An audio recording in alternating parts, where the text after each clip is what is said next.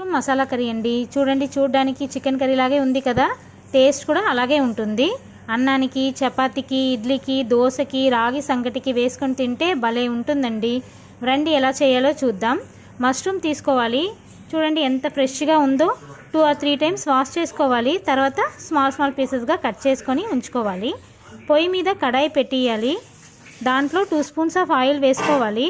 తర్వాత 2 చెక్క, 2 లవంగం, 2 ఏలైచి, 2 బిర్యానీ ఆకు, 1/2 స్పూన్ జీలకర్ర, కొంచెం కరివేపాకు, కొంచెం కొత్తిమీర, 4-5 పచ్చిమిర్చి తీసుకోవాలి.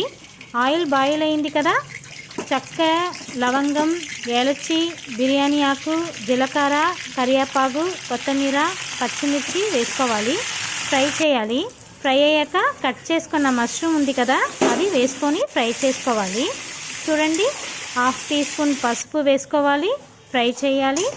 తర్వాత 1 స్పూన్ ఉప్పు వేసుకోవాలి, ఫ్రై చేయాలి. చూసారా, వాటర్ మష్రూమ్ నుంచి వచ్చిందే అండి.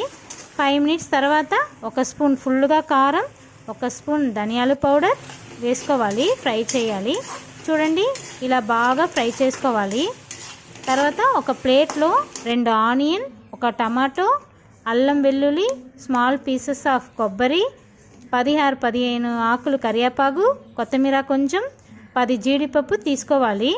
జీడిపప్పు వచ్చి థిక్నెస్ గురించే అండి, టేస్ట్ కూడా బాగుంటుంది.